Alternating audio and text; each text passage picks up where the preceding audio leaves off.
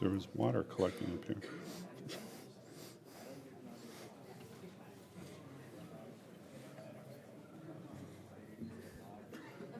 Hello. How are we doing this afternoon? All right. I realize I am keeping you from shrimp, oyster somethings, alcohol, just why is this guy talking? Do we really have to do this? Yes, your mother requires that you sit here and do this before you can drink. All right, so this is all part of making sure you're driving home very safely. I want to thank you for coming. This is iValley's early stage startup pitch competition. I'm Bob Sanguedolce, your MC for tonight's exciting game show. And let's get started. We have 5 young companies in this fast-paced presentation, pitch in Q&A format. So they're each going to give a pitch on their company, what they're about, where they're at, how they're doing. And we'll then open it up to the judges here on the stage for a couple of questions, and then move right on to the next one. So this is going to be nice, fast-paced, and pretty interesting. The prize in this competition, because every competition actually needs you to win something, is a 3 months free membership access to iValley's shared workspace and access to an iValley mentor. And it'll be a good mentor, it won't be me. Each startup will have 6 to 7 minutes to present their pitch as they best see fit. We put very little preconditions on the pitch, except like no profanity, no porn. Other than that, they can do whatever they want. And we're going to follow each pitch, like I mentioned, with a couple of questions from our judges. So, as you can imagine, with a competition like this, we're going to need some really top judges. We've got them here today, and they are Sam Das, Alan Salisbury, and Piyush Malik. I'm going to let them each introduce themselves. Yeah, my name is Som, and I'm the president and founder of BizAccelearator, which invests in a small group of companies. So it's a program for us is basically to invest the money and also be operationally involved. I have at least 2 of my companies participating in the conference today, so here I am. Hi, I'm Ellen Salisbury. I'm the founder and managing director of StartSmartLabs, which is a small big data incubator. And I've got about 10 companies in our portfolio, and 4 of them have been here with us today, so hopefully you have met some of them. Hi, my name is Piyush Malik. Unlike these 2 accomplished entrepreneurs, I am not an entrepreneur, but I'm an intrapreneur. I have started new businesses inside of IBM, primarily on the services side. For the last 25 years, I've been in the industry, and for the last 6, 7 years, I've been focused on big data and analytics offerings, and I have teams around the world and clients around the world as well. All right, thank you all. Let's get started. We've got our first company coming up is Reimu Commerce. All right. Thank you. That's great. And his parents are here. And Anubhav Sharma. Thanks for the introduction. Hi, everyone. This is Anubhav with Reimu Commerce. For the last 2 years, I've been working with a Latin American cosmetic giant. We helped them raise their business revenues by 50% online. What we realized was that all these retailers are creating a lot of content. Be it videos, be it blogs, be it images, a lot of content across the globe, across the web, but there is no direct monetization. And the reasons which were given were, it requires a lot of investment on the resources, a lot of investment on the technology, a lot of operational expenses. Right? And that they are all valid points. So they have always kept away from that. What if I tell you that there's a product which will cut your expenses by up to 90% and allow you to create a shoppable video, shoppable blog in less than 10 minutes? So that is Reimu Commerce. Right? And to introduce Reimu Commerce, I'm going to show you a video. If we can go to a video on Nordstrom. So if we click the first video, Nordstrom does a great job on its content, right? Here they're introducing their summer line. If you see very nice theme, colors are coming, well. Everything is good. There's a lot in this. What if I tell you that there's a product which will cut your expenses by up to 90% and allow you to create a shoppable video, shoppable blog in less than 10 minutes? So that is Reimu Commerce. If I'm the end customer and this is my target, right? I'm engaged. What is my next step? My next step is to buy this red dress, right? How do I do this? For me to do this, I'll have to close the window and then go onto the menu or go to the other space, go to different website or somewhere, find the product which I liked and then add to cart. Now what this does is, it allows a big tunnel or a big space for me to get distracted and allows me to get out of the funnel, right? I'm gonna show you another video which was created in Reimu Commerce. It took me 10 minutes to create it, less than 10 minutes to create it. Of course, we needed to enter the data and the content and the catalog, which again is a matter of minutes, not even hours, guys. I'm talking about minutes. And if you can play this, and you see the end of it is, if you can scroll slightly down,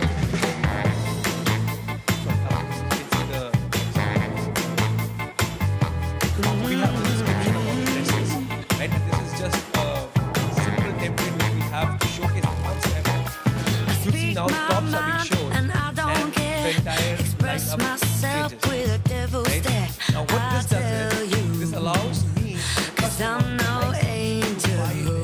for me to engage in this. Play with me, you play with fire, 'cause I should come with a warning sign. Oh baby, And this is just I'm no angel. I didn't wanna be daddy's girl. I played the part for too long. I never As I stated, right, what our value proposition is, bringing point of purchase close to point of discovery and providing a seamless, immersive engagement to checkout experience, right? So you might be thinking how big the scale is, right? How much content can be there in the market? But guys, it'll be very interesting to know, in our coming few years, I'm talking about 4 to 7 years, mobile is going to take over our lives, right? It's already taken over our lives. And majority of the traffic on the mobile is going to be video generated.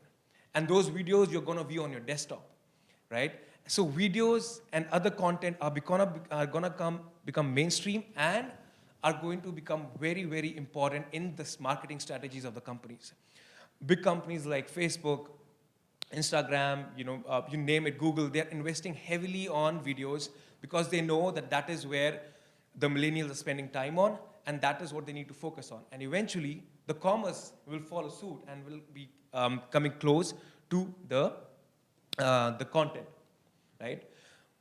So how does it work, right? For any product company, it is essential to make the product simple, easy, and we are not there. We are not perfect.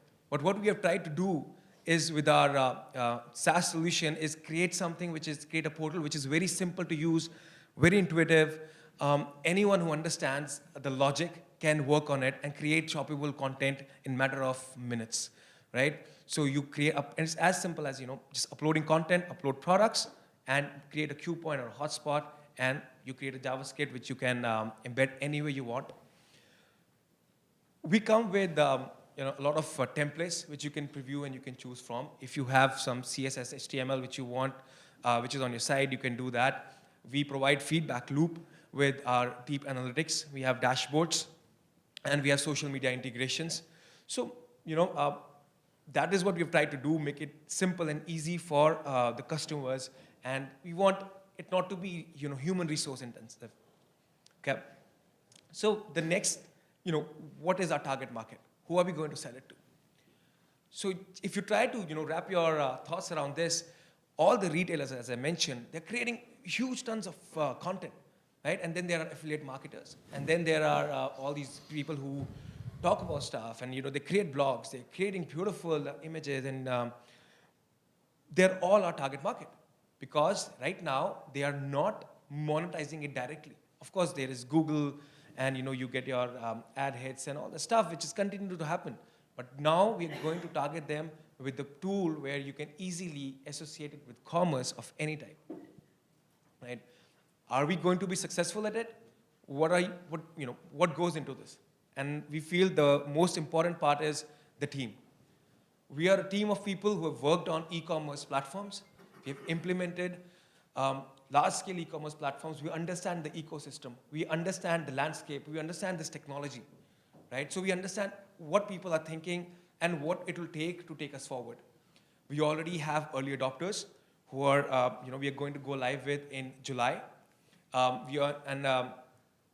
We also have a large installation base because we are working out with a company called Object Edge. So we already have a large installation base of these e-commerce clients which are driving our requirements and our feature set, right? More important is the product. We are building Reimu with other products which complement Reimu in a way that it adds more value, more punch, and differentiates us in the market, right? We have a very smart analytic tool which we integrate with, which is again built for Reimu. We have social media integration. It's compatible, as I said, with videos, blogs, and all kind of articles. So, guys, with Reimu, the horizons are vast. We are hoping that we have a lot of tasks and features on the roadmap already put. So for us, the potential is huge. The scope in the market is huge, and we are going to work on it. And we hope that you guys like what we are doing here. You guys are interested in what we are doing. We were out there. We saw a lot of people come into our booth and show their interest. So that is great. But yeah, if you would like to contact us, if you would like to work for us, or if you would like to invest in us, please contact us. Thank you, and this is Reimu Commerce.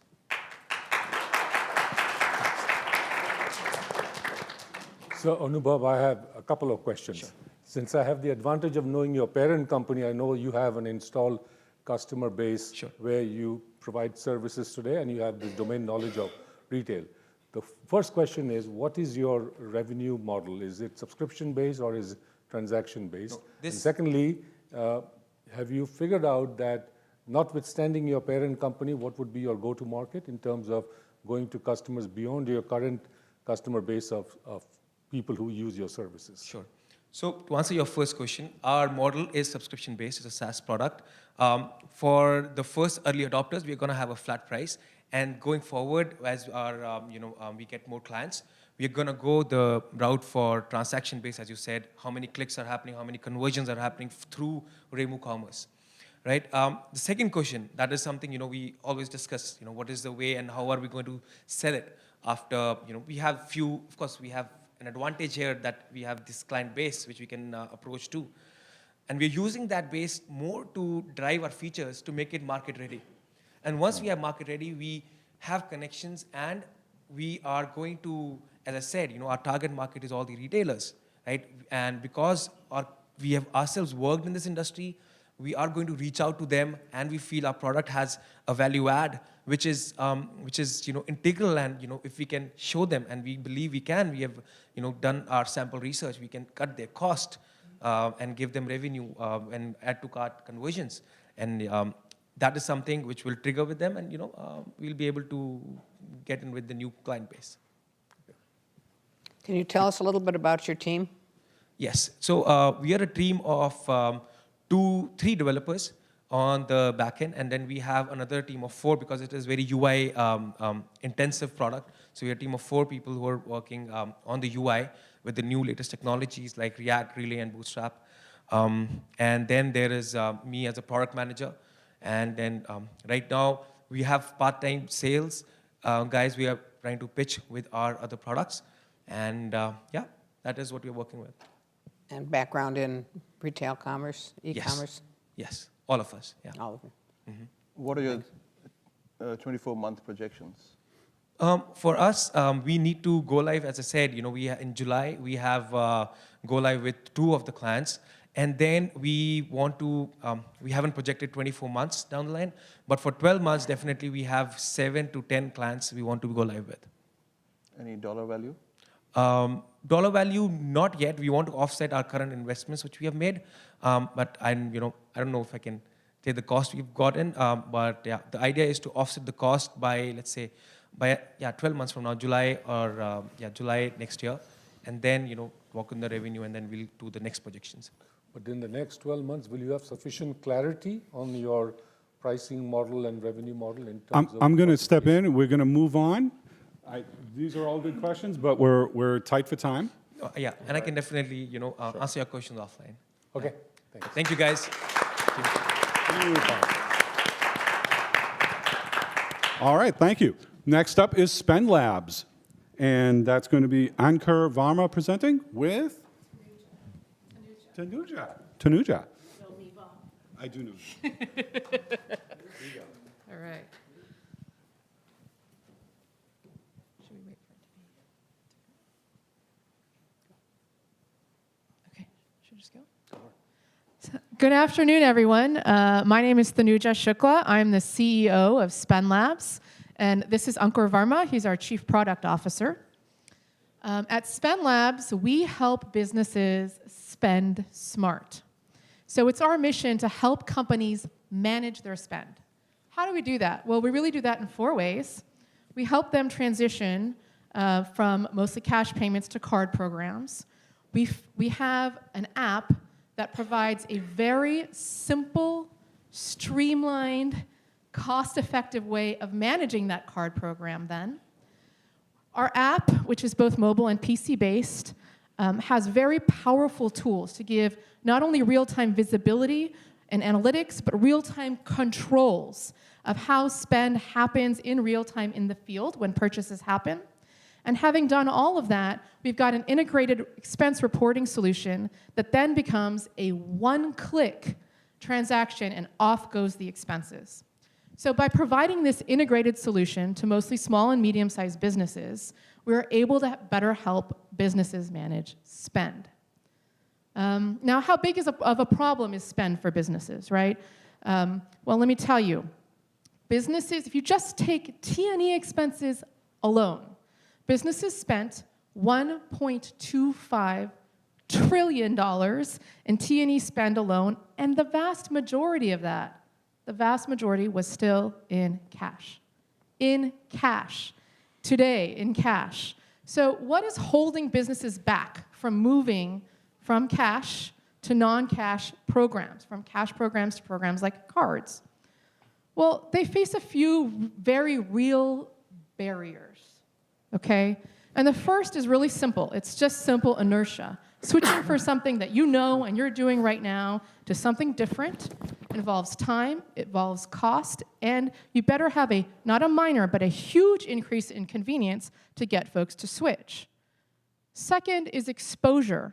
If I were to issue credit cards on a wholesale basis to hundreds of employees, then all of a sudden I have much more increased exposure to things like overspend, misuse, abuse, and fraud. And so most companies today, even when they have commercial card programs, only give cards to a handful of employees.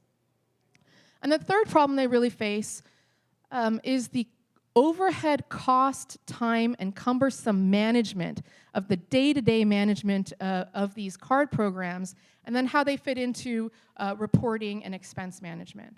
And by providing an integrated solution from soup to nuts, we help businesses better manage expenses. When businesses look at these barriers, these barriers from switching from whatever they're doing now, cash programs mostly, to credit, they look back and they think, aren't I really just trading one headache for another?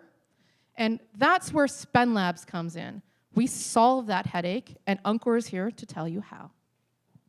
Thanks, Tanuja.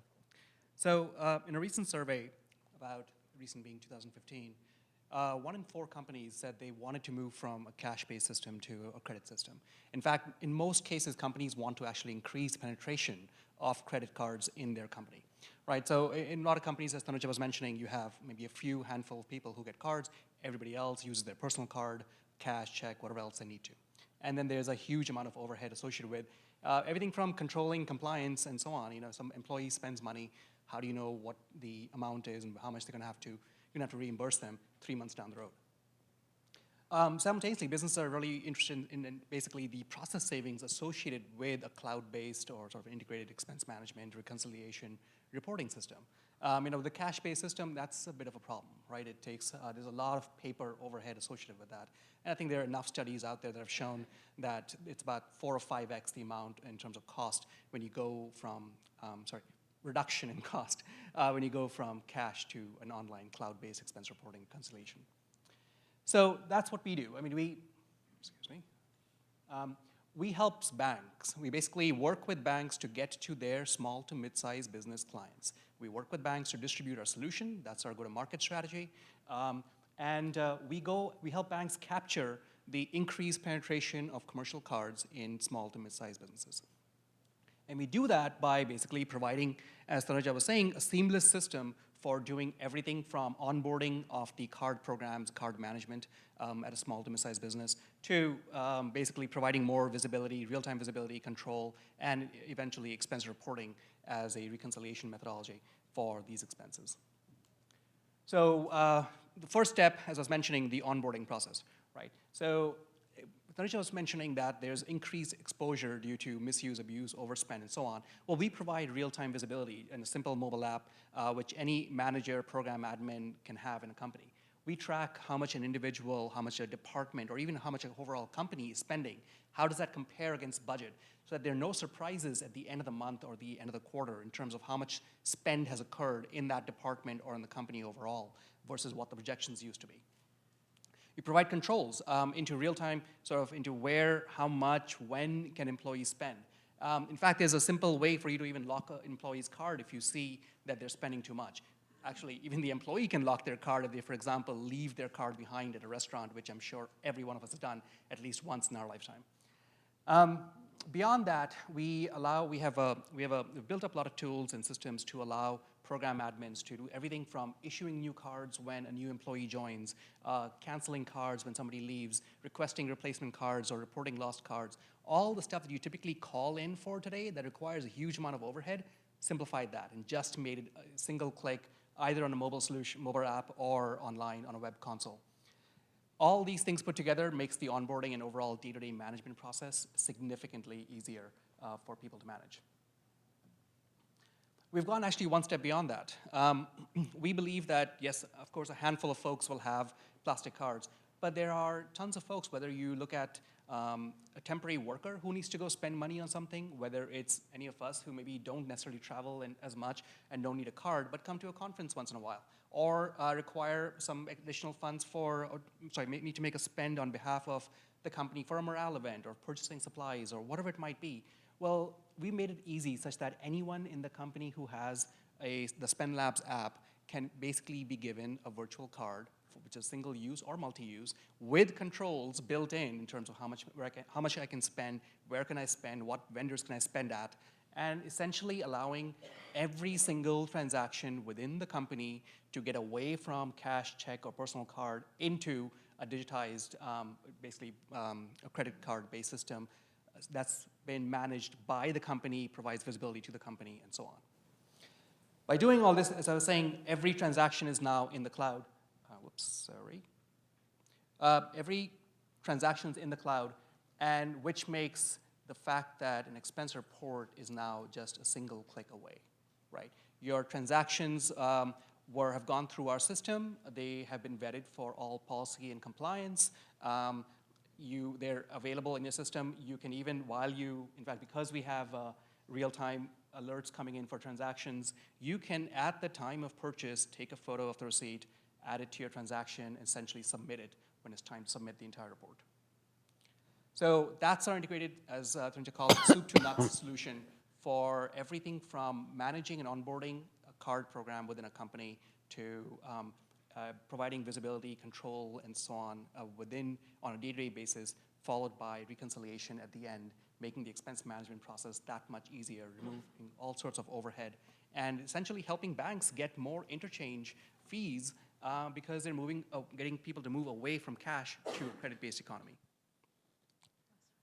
So just a bit more about us. We've been around for a couple of years. We're based here in Walnut Creek, and we're venture funded at the moment. We recently graduated, about 9 months ago, graduated from the MasterCard Silicon Valley Bank incubator. That actually got us really integrated into MasterCard itself by allowing us to talk to their rails and allowing us to control transactions and get transactions pretty much in real time, making all of what we do feasible. This also helped us significantly in getting out to many, many customers. We've had many clients all the way from early internal beta to pilots to full deployment. In fact, we recently signed a contract with a major bank to deploy our solution fully to their entire client base.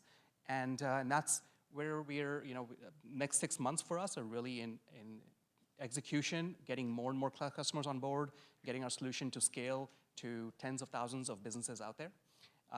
And towards that end, if you are a bank and would love to talk to us, we would be very happy to tell you more about what we do, as well as our roadmap, and so on. And a plug for Uncor. If you want to see our demo, please come out and take a look. It's a lot easier to see the product and the beautiful UX UI when you go through the flow. Cool. Thanks. Thank you. Yeah, so the first question is, you mentioned that banks are your main channel partners. So do you have any specific model that would motivate or incentivize the banks, number one? And number two, beyond the banks, are you looking at other channel partners to go to large enterprises that might have procurement requirements and things like that? Yeah, sure. Either one of us. So the model that we're looking at for banks, the value prop from a bank's perspective is huge because right now, folks only issue commercial cards to a handful of their clients. Plus, there are markets where, for cultural reasons, folks don't give out credit cards to their employees because they're worried about abuse, misuse, and fraud. We can set spending limits per day, so the swipe doesn't go, per week, per month, at a certain spot, highly customizable, right? So for banks, the value prop is they can now issue more cards in more markets than ever before.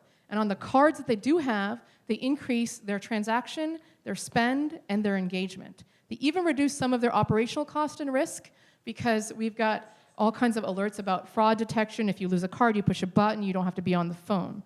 So for a bank, it's a win-win. You get increased penetration with current customers, you can switch new customers, you get increased transactions per customer, and you get operational efficiency and cost. In cost. So our model is really, and I'm happy to give you specifics on in a large crowd, but is a per card per month fee with the banks. Okay. One more question. Other one? Sure. So did you talk about any loyalty points for the individual employee? Yeah, that's a really good question. So we're actually working with a few banks to do the analysis of where do companies typically spend money. For example, if you're looking at hotel chains, you could be a bank and you realize that most of the companies that are in your business segment actually spend money at Marriott, for example. So working with the banks and then chains like Marriott and so on to create the loyalty program, even to incentivize more of the clients for that bank to then spend their money at other Marriotts as opposed to going to different chains, that's becoming a huge and actually really interesting additional revenue stream for us. Thank you. Okay, great. Thank you. All right, let's move along. Great presentation by SpendLabs. Next we have Amberoon. And Amberoon's being presented by Shirish Neki.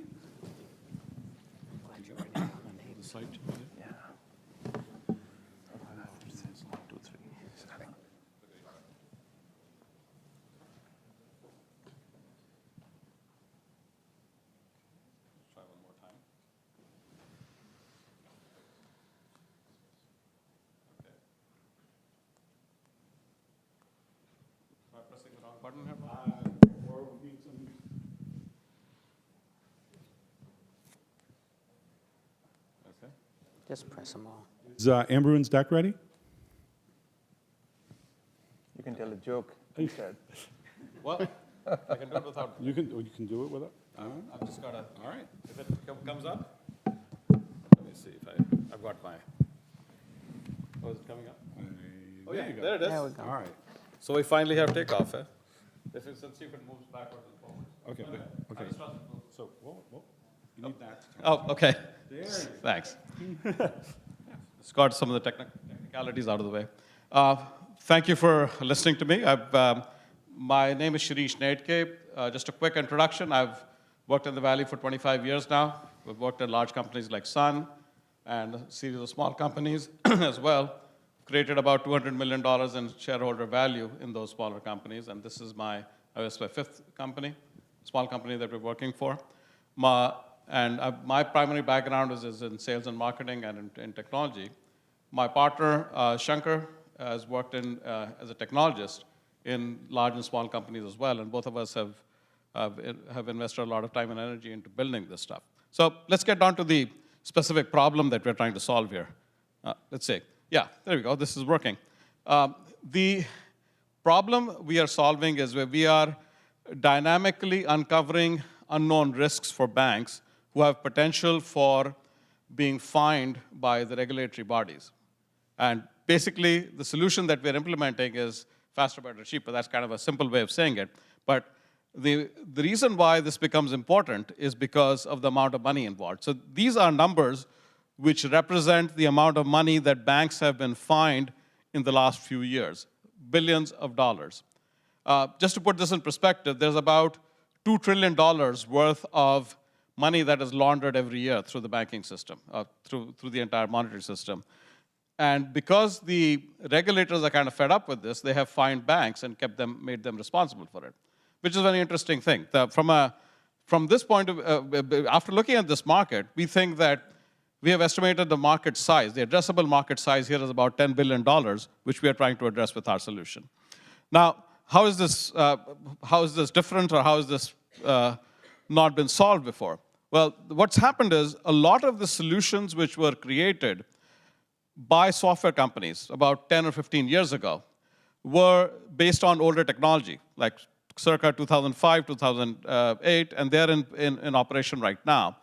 And they're failing miserably in terms of being able to cut the mustard of what they want to do. So we did a very extensive analysis. We talked to a lot of bankers, a lot of regulators to figure out where the points of failure were. And we narrowed down to 3 things. One was what is called focused due diligence. That means the technologies that exist right now are not able to focus very specifically on what customers are, who the bad actors were. The other was dynamic risk assessment, and the third was oversight processes. We have solved each of these problems with technology. Of course, customer due diligence is through big data analytics and focusing on customers, separating the ones which are more riskier than others. Dynamic risk assessment is using a machine learning approach where the predictive quality of who the risky customers are changes pretty much every week or every day, as opposed to every year, or with the way people have approached it in the past. And we have implemented a solution for the oversight process by specifically implementing a very extensive interactive visual storyboards to solve this problem. So to elaborate just a little bit more, without getting into the specific details of our solution versus the legacy solution, the left picture represents traditional software, and the right and the orange part represents our software. And the big deal about this is, the big differentiator is we are using contemporary technology to solve, as opposed to traditional technology. And in doing so, we have solved a problem which cannot be solved before. I mean, earlier this afternoon, we had Nur Minai, the CEO of CTBC. He's one of our first customers. He actually endorsed the idea. He's taking it to his board for further funding next month. And they have actually seen results out of this. And we are looking to we're raising money to go from customer 1 to customer 10 within the next 1 year, because we've got a SaaS-based solution. We are back, as an aside, we've got IBM here. It's implemented entirely on the cloud. We have reduced the solution to something which can be implemented in a SaaS model and actually be scaled up to multiple customers, especially for smaller community banks. So from our point of view, the money we're raising is related to going from customer 1 to customer 10. Our product is to a point where it is functional enough that it will work for community banks straight out of the box. A quick background on the team. I give you my background. I've got Shankar is the technology brains behind it. We have a team of 5 people who are engineers who are working on it in different parts of it. A lot of our advisors are luminaries in the banking industry. Some of them are in this room right now. All of them have contributed to the intelligence that we have gathered in terms of building the product. So we're product ready. It's at a point where it has already been launched. Now we're looking for money to scale the product. I think I have 45 seconds left, and that's all I have to say. Any questions? Oh, okay, keep the mic. Financial model. SaaS-based payment in advance, and an annual subscription. Let me ask you a question about the technology itself. So anti-money laundering is a solution that you're trying to sell to the banks, right? Yes. And you're trying to, what's your exit strategy? Our exit strategy, well, our exit strategy is to, before I answer that question, let me clarify what our product is. Our product is an add-on to an existing AML infrastructure. It's not a replacement for it. It's a patch on to it, and it solves very specific problems. Those 3 problems that we highlighted, those problems are not addressed by current solutions. They are addressed by our solution, specifically the 3 issues we have. Our exit strategy is either to build this company up and sell it out to other providers or service bureau providers for banks, especially for the service bureaus. They would be potential investors, acquirers for our solution. In traditional AML solutions, you have something called entity disambiguation. Yeah. What kind of technologies do you use for that? We are not going into the entity disambiguation part of it. I'll tell you, our basic approach is on pattern recognition at this stage. Where the pattern recognition is enough to get us the lift that we require to be able to get to the next level of lift on what we call it false positives. Entity disambiguation comes in at a later stage when we're trying to figure out who's doing what to whom and who the right people are, who the wrong people are. And that comes in more when we go into a KYC-related solution. At this stage of the product, the first stage of the product, the pattern recognition and the machine learning associated with is enough. Entity disambiguation comes in at a later stage in our product line. So there's greater chance of false positives in this case because you haven't delved deeper into the unstructured data. Okay, so let me give you an example of what the industry surveys say that false positives are of the order of 50 to 60%, which means if you have 1,000 alerts which come out, 500 of them are false positive. When we talk to banks, the numbers are more like 80 to 90%. That means most of the stuff that they get out are false, and they spend an enormous amount of time, manual labor, trying to sort through those. From our point of view, we have an immediate value proposition attached to reducing those false positive by, I can't tell you the exact numbers, but a significant number that the FTEs required to do manual override are reduced by half in some cases. So the point is, we have enough traction to get through that, to get in the door with customers based just on that. When you come to the next person, and I agree with you, the entity disambiguation is an important issue. It comes at a later stage. And one thing I want to clarify also, we're dealing with smaller banks. Smaller banks are at the point where, a lot of the issues that you're talking about are important when you talk to very large banks. When it comes to smaller banks, they're just hungry for a solution which can get them out the door at a low cost and implementability, which can be implemented right away. So we're focused on that part. So there won't be any global component because money laundering happens typically in global marketplace, and you're saying smaller banks will not face that problem? No, not really. Actually, the smaller banks, especially the international banks, if you look at international banks in states of Florida, California, who are the usual suspects? New York. International banks have, let's say, an existential crisis, as some of our advisors like to say. They just cease to exist, or their licenses are withdrawn if they do not solve this problem.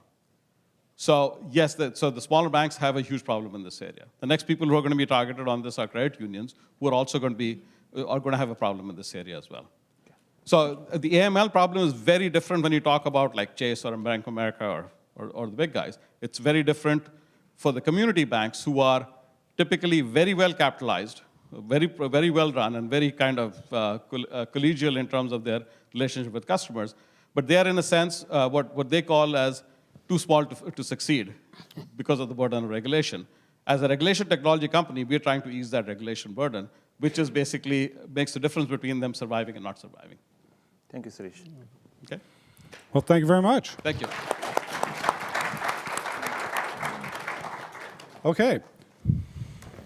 We're going to switch gears a little bit.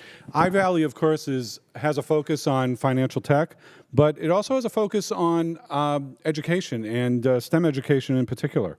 And with that, we're going to bring up Classgagement, presented by LaToya Hall, who's going to show us a slightly different version of a startup.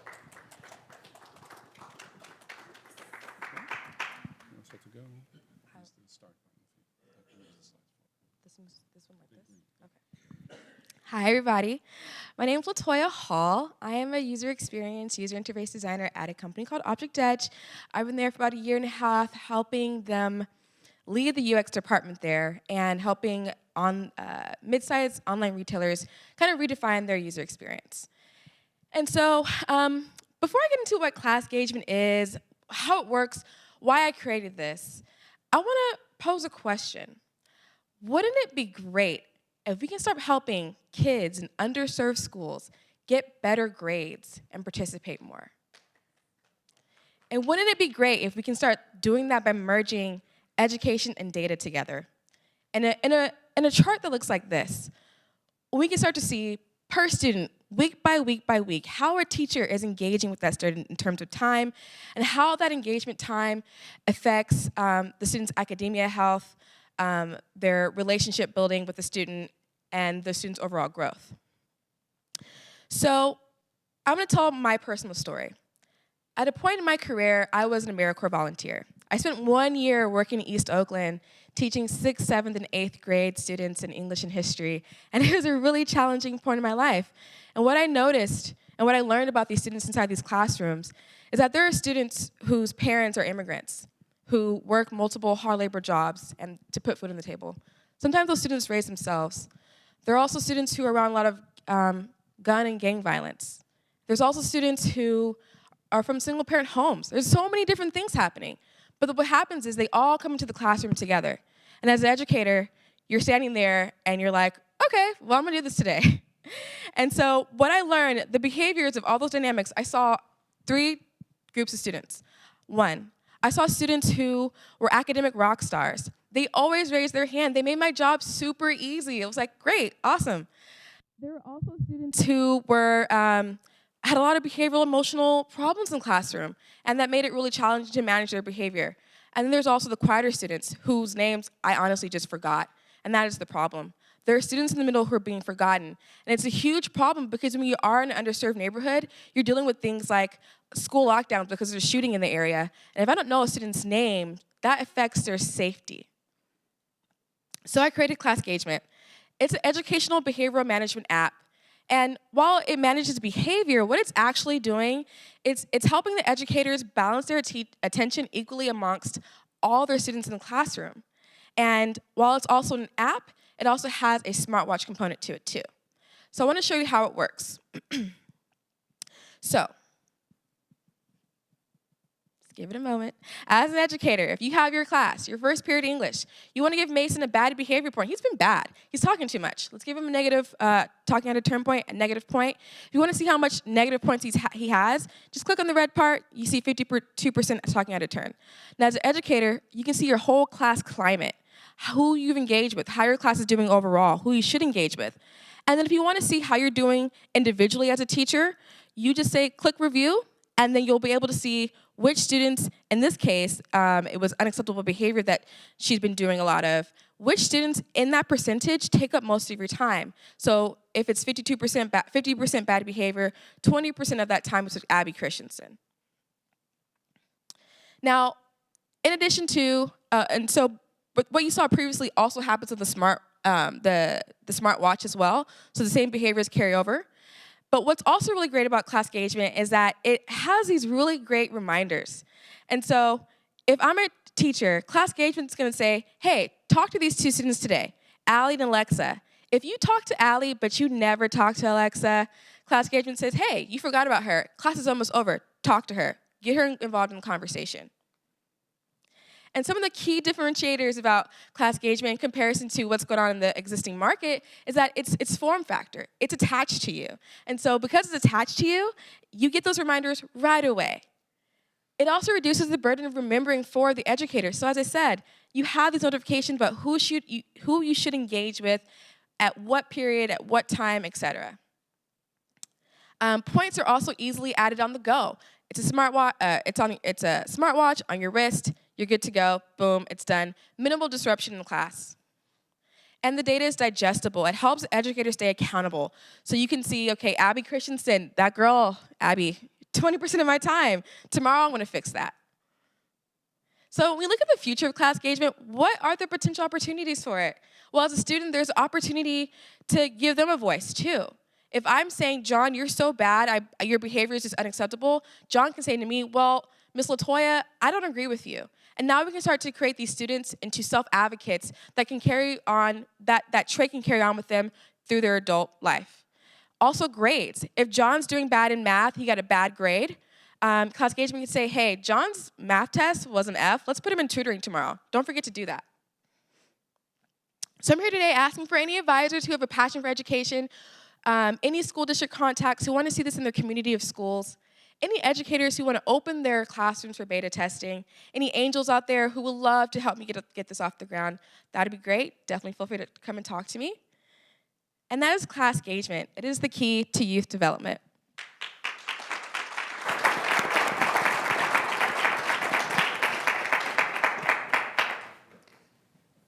Any regulatory issues you have to think about?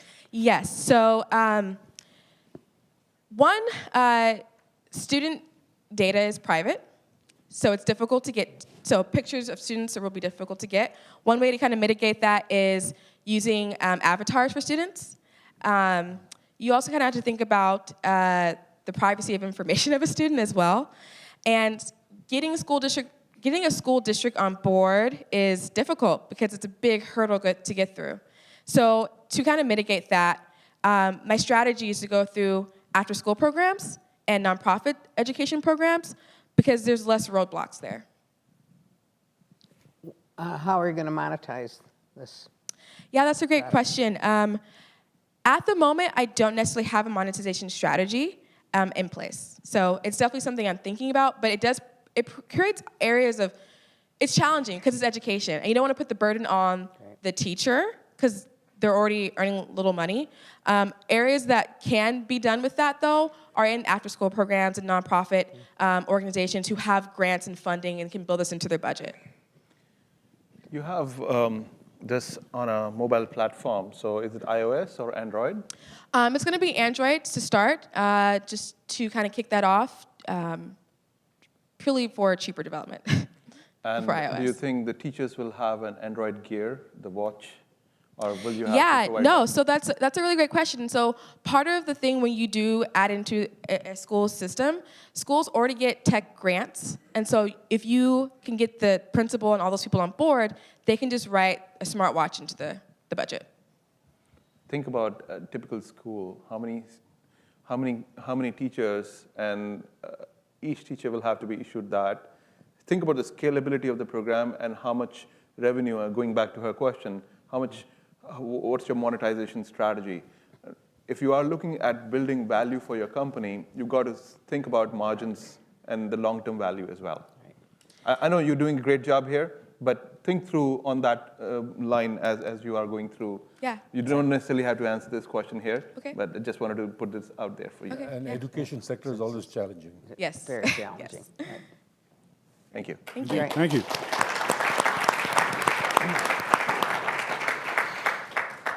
All right, very good. We're on to our final company, and that is Actionable Science. And it's going to be presented by Saurabh Kumar. All right. Okay, let's get it out. Come on. All right.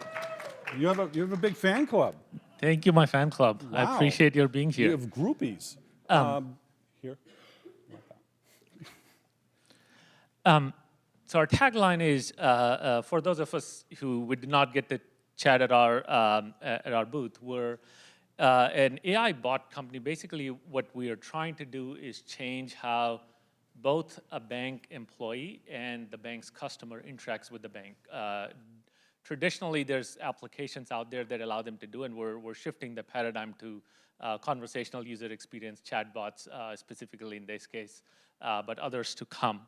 And our goal, our purpose is to make that interaction as natural as possible. If we're really going to be competing with humans, then it has to feel natural, it has to be natural, and that's where we're headed. So let's talk about why this makes sense where things are today. I think there's three things that are coming together that are making the timing and the timing to do this right and the opportunity to pursue it just as large as it is.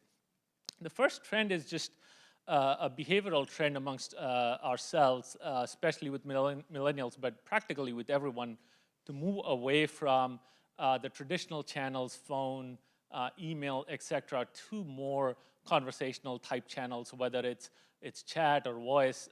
We've all, 1 billion people use WhatsApp every day. It's an example where a channel is so widely used that it's pervasive in our life, and you don't have to train people. I think the big advantage of a conversational user experience channel is we kind of know how to talk to other humans. We don't have to be trained and conditioned on how to click a button there, navigate here. We kind of just have a conversation, and that's the power. And people are already familiar with it. The second trend is just how sophisticated the technology has become. We all remember the days when you bought your car that had voice commands in it, right? And it was an extremely frustrating experience because your car only reacted to certain phrases, didn't understand you half the time. You finally gave up and just went back to doing things the old way. We've come a long way, and we're evolving very rapidly, not just with us, but in general in the industry. The ability to understand a user, the ability to respond to it is moving very quickly. And that, coupled with what's going on in the big data and the data analytics world, just makes it doubly compelling. So it's not just about understanding what the user wants, but the ability to process and crunch and take action on it has evolved from what I say the world of analysis, where some analysts would sit in a back office and come up with insights, to being pervasive in our daily actions, right? And the companies that are able to do it are certainly more successful than the ones that are not. So I think these three trends, if you combine together, give us an opportunity to create conversational user experience applications like chatbots that are going to fundamentally transform how people interact with systems and data in their own organization. And obviously, we're not, some of this application, I think, will also be 3 to 4 times more efficient than a traditional application. So with that, I'll just give you a quick intro on our platform and then run a quick demo. We have 2 bots that we have built, 2 different use cases. One is a banker assistant called Carson. It's a shameless reference to Downton Abbey, if you ever care for it. The idea is it's a concierge that's looking out for the banker's need even before the banker knows that they want it. The second is Mindy, which is a customer-facing chatbot. This is what the customer interacts with directly.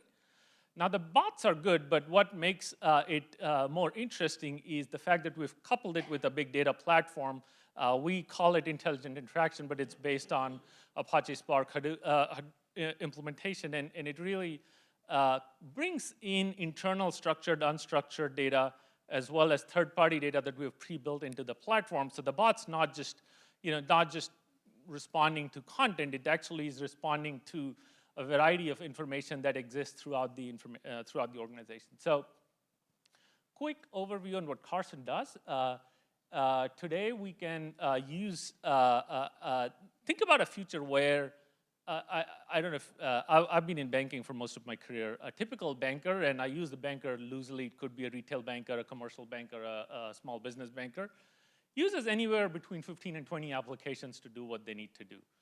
Huge drain on their productivity, huge learning curve for them to do whatever they're doing. Replace this with a world where they can just say what they want done, right? They can say, tell me about Amy and her account balances, and the system just tells them.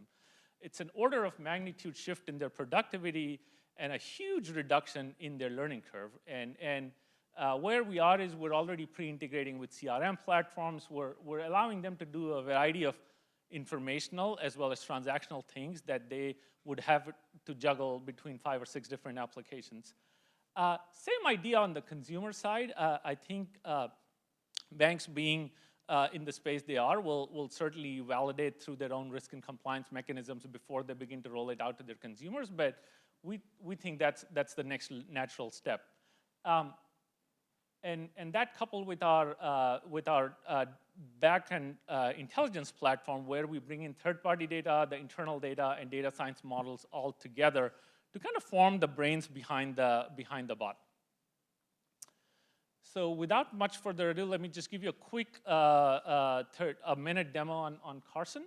I don't know, Patty, if we can switch. So this is a banker interacting with their bot. And what this shows you is, in a normal setup, they would have to toggle between 5 or 6 different applications to do what they're trying to do here. It'll take them 10 to 15 minutes. In about a minute, they can find out what the customer's balances are. Is she or he on track with their retirement plan? All you have to say is, Amy on track with her retirement plan, and we've processed that information coupled from their deposit and investments platform and given you the answer.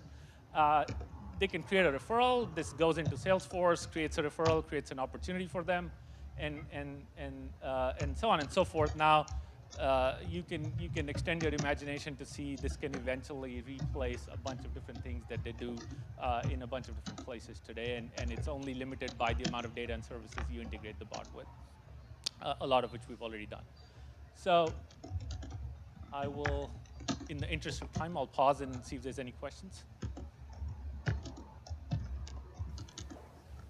Have you started working with customers? So we're in active discussion. So we're a very young company. We're only 4 months old in this journey. The founders, just to give you a little bit more insight about ourselves, I spent most of my career in banking. We're a team of 3 that bring different competencies: technology and AI, sales and marketing, and product, which is what I do, together. We founded the company about 4 months ago. We're relatively new. We're in active discussion with 2 banks to begin pilots, but nothing's live yet. So we're certainly looking. Today's discussion was great to talk to more people. There's a fair amount of interest in. I think it's early stage. It's not something that people had put in their budget for 2016 that I'm going to build a bot, but people can see the transformational impact that this is going to have on their service as well as their internal applications. So there's certainly interest, and we're pursuing that actively. My standard question, how are you going to monetize this? And it's a very important question. I think 2 different ways. I think our philosophy as a company is that monetization is coupled to value you create. The simplest way in here is to have a small base subscription and a tiered model based on how much the platform is utilized. Our goal as a company is to maximize the utilization. If I can replace every single application that a banker uses with just a bot, I think we've achieved our vision. And to that end, we'll have a base revenue model coupled with a utilization-based model. What's your underlying AI technology that you're using here?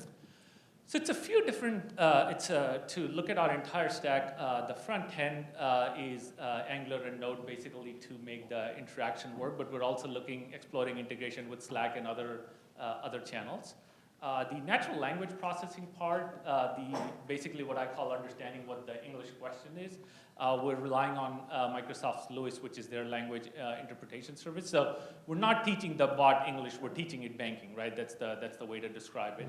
And then we have an Apache Spark layer that does all of the real-time, basically real-time rules and real-time prediction, what the right action for the customer is. We also have a Cassandra data store for, if we can't source data real-time, we can bring it in batch and store it in our local data store. Would this bot be learning as well, self-learning? Absolutely, fantastic question. I think the bot actually learns every time you ask it a question. And it's just out of the box, it's able to respond to the same question asked multiple different ways. So you can say, tell me my balance. I can ask how much money I have. It's the same question. The bot understands that. But if the bot did not understand that, we have a mechanism for someone to go in and keep tuning it every day, every hour, however often you want. Anything that it did not understand, it'll flag for you, saying, here's the things that I did not understand, you tune it. Next time you go in, it actually understands that and it builds on top. So the more it gets used, the smarter it gets, which is a scary proposition if you're if you're the human that the bot's actually competing with. So it actually learns pretty quickly. Final So the bot's question. basically going to put people out of work. I'm joking. I think they'll all be golfing. That's our vision. that's right? how I think good that's it what we're striving to. All right, with that, we're going to Bob, one final question. One more question. Yes. All right. So how different is it from the Watson chatbot that we have for financial services or banks? Have you looked at that? So I think the two things. I think bots by themselves are, there are many bots out there that do many different things. I think our approach is, us coming from the banking world, is to make it a full solution, right? And I think you can argue that you can create a bot using Pandora bots in 15 minutes, right? That's not compelling to a bank. It wouldn't be as useful. So what we're trying to solve is problems that are relevant to that domain and go deep into solving that problem to say, okay, we can integrate with your KYC platform, and the bot can handle KYC for you, which is completely non-value added for a banker, right? So we're taking it deep into a domain and integrating it with data and services that are relevant to that platform. So that's how we'll differentiate ourselves in the market. Thank you. Okay. Thank you very much. All right, with that, we're going to give our judges just a minute to think about that. But in the meantime, please join me in giving all our companies a round of applause. They all did a really great job. Lots of good stuff up here to see. And this is now when I cue up the Jeopardy music, except we didn't get any, so I have to do it from here. Dun, dun, dun, dun, dun, dun. Okay, all right, join in. No, all right. So, we ready? No, we're not. Oh, okay. All right. Apparently, I've got to now do stand up and do a dance. So, what we have up, if you haven't been out yet, and we'll be getting all of you there in just a moment, is we've got shrimp, wine and beer, oysters, and other snacks. Fortunately, this is a great way to avoid the terrible commute that's going on right now. So you can hang out here, listen to the band, continue networking, and enjoy that. And apparently, this is apparently as complicated as the presidential election. We've got a number of primaries that we have to go through. By the way, just one of the thoughts I had, I thought Carson had much more hair than any banker I've ever talked to. If you looked at the little avatar of Carson, it was like this Trump-esque pile of hair. I was like, wow, that is one hairy banker. Well, no, and I don't mean to pick on you. Okay.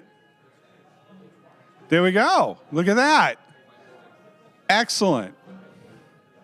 Talk about on-demand, great work from our AV team. We're now doing a Fourier transformation to calculate the derivative of the voting. My gosh.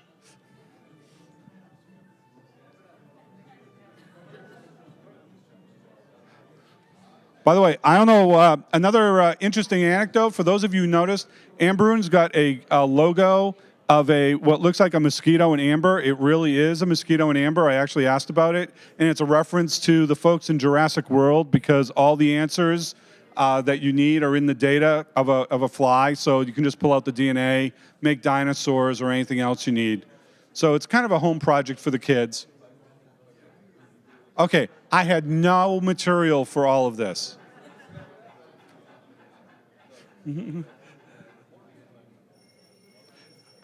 Oh, thank you. That helps. That helps.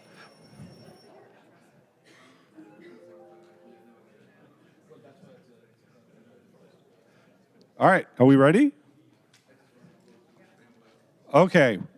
All right, the Constitutional Convention has voted, and judges, please go ahead. You want to, here, you can use this one, or you got one. You got it.